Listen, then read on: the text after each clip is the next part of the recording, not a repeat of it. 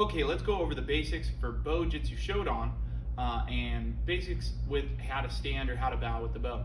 So when you're standing at ready stance for the bow staff, I want your hands about shoulder width apart and your feet about shoulder width apart as well.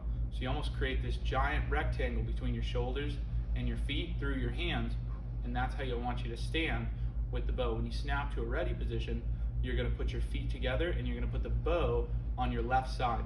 So as your feet slide, or on your right side, but I'm going to do it on my left so you can mirror me. As your feet slide together, the bow staff comes to your right side, ready to bow. Okay. Now you can do the bow two ways. You can either leave your hands in this double overhand grip look and spin the bow that way. That's only if it's really too complicated for you to remember to turn your right hand upside down. So your right hand's going to stay upside down for this bow, so you can spin the bow as you bow. What that also allows you to do is let go with the left hand, put it to your side, and the bow kind of rests on top of your arm. A lot of the students will hold it this way. When you bow into the dojo or you're just walking with your bow, I want your hand this way, typically. That's how you would bow into the dojo, or you'd bow to your instructor or into class.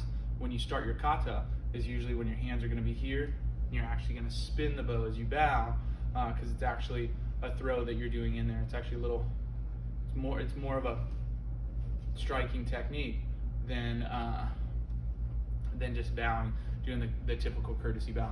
So that's how to bow and stand with the bow. Let's go over how to do your basic strikes.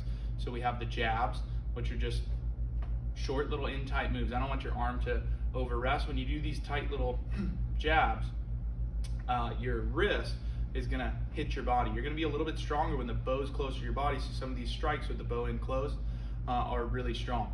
Okay, when you do the reaches in the midline, your bow is going to line up with your arm. It's going to rest on your arm just a little bit, and your arm will be in this straight line, and that's a mid-range jab with the bow. So we have the short jabs, we have the middle jabs, and then we have the long jabs that would reach our bow out so that our extended arm is fully extended. Same thing on the other side. So we have short jabs, medium jabs, and then our long jabs all the way out. Okay? Now, the body whip as well with bow Jitsu Shodan is going to work like so. You're going to punch with the bow one, and you got to straighten that arm all the way out. Again, I'm mirroring you, so this would be your right hand extended.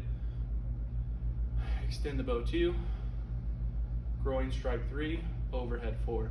1, 2, 3, 4. As you do these body whips with the bow, try and make sure that the bow stops in the middle of your body, not overextending or missing your target, but right in the center is the goal. 1, 2, 3, 4. Again, 1, 2, 3, 4. And that's your full body whip for bow Jitsu Shodan. The other thing, if you want to challenge yourself for fun with the bow, is to grab it like this with your right hand, and like you're rowing a boat, learn our figure 8 spin. So you keep it in your hand, and it's kind of all about where your thumb goes on your wrist. The thumb needs to go down on your right side and then again on your left, and the bow will just eventually create that little fluid motion. You can use the other hand there to guide it, or you can just simply do the one-handed figure 8 spin. But just things that you can start to practice and get down with your bow staff, so that learning your kata with the bow is a little bit easier. So you got your short, medium, and long jabs, and then your bow Jitsu body whip. So check that stuff out as your yellow-orange belt, so that when you learn bow formally at blue or purple belt, you're going to be really awesome at it.